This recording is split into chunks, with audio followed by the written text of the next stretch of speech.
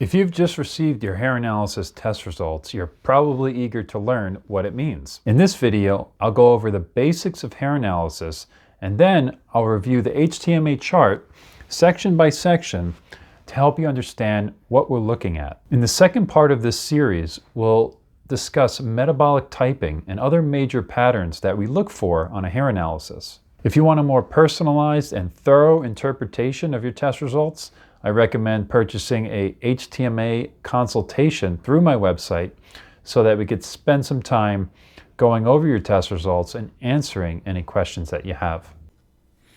Okay, so let's start with some basics of hair analysis and go over what your test represents. What we're measuring is minerals and toxic metals in your hair. And minerals play many important roles in the body. They are the basis for life. They are the basis for physical creation. So they are absolutely essential for many biochemical processes. Toxic metals, on the other hand, interfere with many biochemical processes. There is no safe level of toxic metals. And so we need to do our best to avoid them, which is difficult today because they are very widespread in the environment due to industrialization. Some of the more important toxic metals, or the more studied toxic metals, are lead, mercury, cadmium, aluminum, and arsenic. So the hair test is testing for the average level of mineral accumulation in your hair over 3 to 4 months. And this is different from blood tests because blood tests are just giving you an instantaneous reading, what's in the blood at that time. And when you have a short-term reading like that, you can miss a lot of imbalances. Blood tests are subject to short-term fluctuations depending on what you ate, your emotional situation, and many other factors. The hair analysis is special because it's measuring the minerals over 3 to 4 months. And so we're able to spot these chronic imbalances, these chronic mineral patterns that the body's in. And I like to think of this as a video recording versus a photograph. Blood tests are like a photograph, instantaneous reading, snapshot, and hair analysis is like a video recording showing you the activity over the past 3 to 4 months. So that's what makes hair analysis special and unique and gives us this unique information. Besides that longer term reading, hair analysis also is measuring a different compartment of the body. So you're measuring it's a tissue, it's a soft tissue of the body, so that reflects cellular levels of minerals, whereas blood is a transportation medium and just showing you what's being transported around the body at any given time. And so that's another important difference. Now, some people question the accuracy of hair analysis. It's not really a popular test, so people question why that's the case, and one of the reasons they may question is the accuracy of hair analysis. But actually, the equipment used for hair analysis is called ICP mass spectrometers, are extremely accurate, and they're the gold standard for measuring minerals in anything, whether it's rocks, blood, animals, plants, food. This technology is what is used, and it's very accurate technology. Now, there is controversy in hair analysis about reliability, which is a little different, and that is due to not the testing method or the testing equipment, but instead it's due to the hair preparation procedure that varies from laboratory to laboratory. So the equipment used is very accurate if the sample is collected properly and prepared properly. So you made a good choice to use Analytical Research Labs for your hair analysis because they do not wash the hair sample at the lab, which is a practice that's been shown to produce erratic results. It washes out the sodium, potassium, and other water-soluble elements, and those are really critical for our interpretation of the hair analysis. Other labs, they don't really care about the sodium, potassium. They care more about toxic metals, which is not really affected by washing the hair sample at the lab, so that's why they do that. Another thing to know about hair analysis is that it's not a diagnostic test. We're not diagnosing any specific diseases here. We're looking at a deeper level. We're looking at the underlying imbalances, the mineral imbalances, the toxic metal imbalances, metabolic imbalances that may ultimately be the cause of many different health conditions. So the same imbalance, the same mineral imbalance or metabolic imbalance can cause different symptoms depending on the person and other factors. And so by correcting these imbalances, we could clear up multiple health issues at the same time. Okay, so let's get into it. Let's look at this chart and let's go through each part of it to help understand what we're looking at. So this first section on the top, we have the minerals. We have macro minerals and trace minerals. The macro minerals are the first four here: calcium, magnesium, sodium, and potassium. And we get a lot of information from this test just from those first four minerals. Those are the major electrolytes in the body. And then we have the trace minerals, which are iron, copper, manganese, zinc, chromium, and selenium. And these are minerals that are needed in very small amounts in the body, and yet they play such a vital role in maintaining a person's health. And I also want to mention that these minerals are in a specific order. The founder of Analytical Research Labs, Dr. Paul Eck, he designed this chart, and he put these minerals in a specific order so that we can actually see different mineral patterns just by looking at the test. We don't even have to look at the numbers, but just by glancing at the test, I can see various patterns. Because of the way he designed this, I can see these patterns, and I get a lot of information just from quickly looking at this test. And this is one thing that sets Analytical Research Labs apart from other hair analysis laboratories.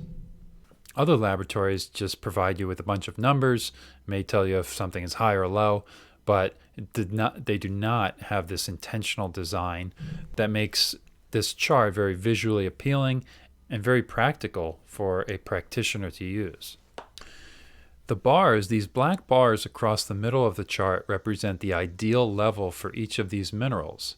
And this is another thing that sets Analytical Research Labs apart from other labs. Most other labs use reference ranges, which are usually just the average level of the population. And then they use standard deviations to create a range. The problem with this is that most people today are sick and on drugs, and you don't want to be compared to the average person.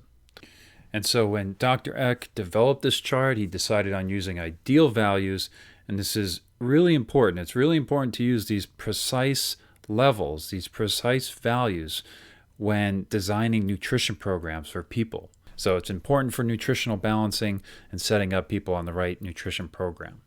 And the other thing is we're looking to produce optimal health, so it makes a lot of sense to use ideal levels that were drawn from healthy people. The next section down here are the toxic metals. And toxic metals, again, are very harmful to the body. They have no place in the body, and they cause disease. And while Analytical Research Labs does not measure all of the toxic metals, it's not really too important because our nutrition programs are not set up just to remove a specific toxic metal. They're set up to renourish the body, to improve energy production, and then that process, this whole process of providing the body what it needs in a precise way, actually allows all of the toxic metals to be removed. It allows the body to remove all of the toxic metals in due time. And so it's not, while it would be a lot more fun to have all of the toxic metal readings, it's not important for what we're trying to do. And then we have the additional minerals in this section here, and these are minerals that aren't too important for the interpretation. Nickel is considered a toxic metal, actually. We call it the cancer mineral. It's associated with all types of cancers. Cobalt, molybdenum, and lithium, these are needed in very small amounts in the body. And again, not too important for this interpretation. One thing to point out, though, is that this ideal level section across the additional minerals chart is actually wrong. I don't know why the lab has this here, but for example, there's no ideal level of nickel, and even these other nutrient minerals, these are not the correct ideal mineral levels. And that brings up another point. The ideal mineral levels up top in the nutrient mineral section are not necessarily correct for each of these minerals. They are very precise and accurate for the first four minerals, the calcium, magnesium, sodium, potassium. Those are the minerals that we get most of the interpretation from. But for minerals like iron, this 3.5 is high, and it probably should be somewhere like 2. And actually, 0.6 and these very low iron levels are very common today. So I mention that because I don't want you to go out and see this low iron level and start taking iron supplements. 1, because this ideal level is not correct, and 2, because we don't correct low mineral levels by taking more of or eating more of that mineral. It's more complicated than that, and correcting low minerals is not as simple as taking more of that mineral. And low mineral levels may not indicate a deficiency necessarily. It may be a problem with the metabolism of that mineral and a missing synergistic factor.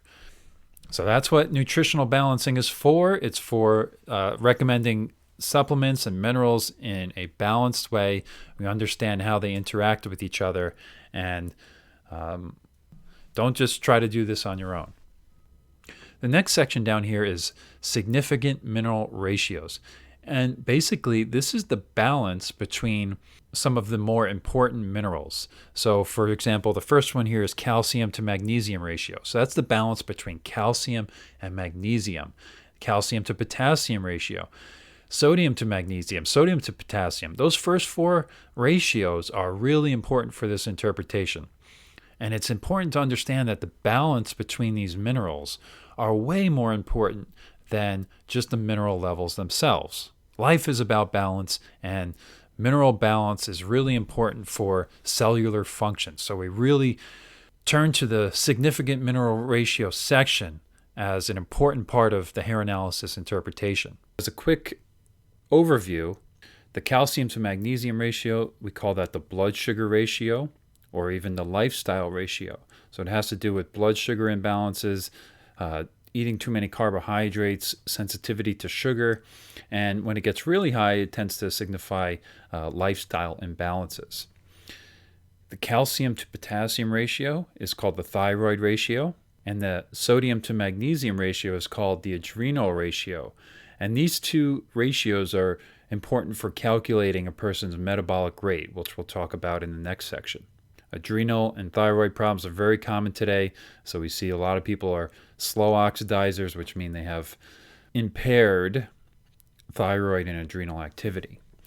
The next one, the sodium to potassium ratio, we call that the vitality ratio. Sometimes it's referred to as the life or death ratio, which is a little extreme or severe, but it shows you really how important that ratio is. That's one of the most important ratios on this test. The balance between sodium and potassium is very critical for cellular function. When that ratio, the sodium to potassium ratio, is below 2.50, that indicates lower vitality and chronic stress. It's also associated with feelings of frustration, resentment, and hostility. And of course, these symptoms and characteristics are more likely the further below 2.50 the ratio is. When the ratio is above 2.5, especially when it's above about 6 or 7, it indicates acute stress and inflammation. And of course, depending on where inflammation is in the body, it can cause many different types of health problems.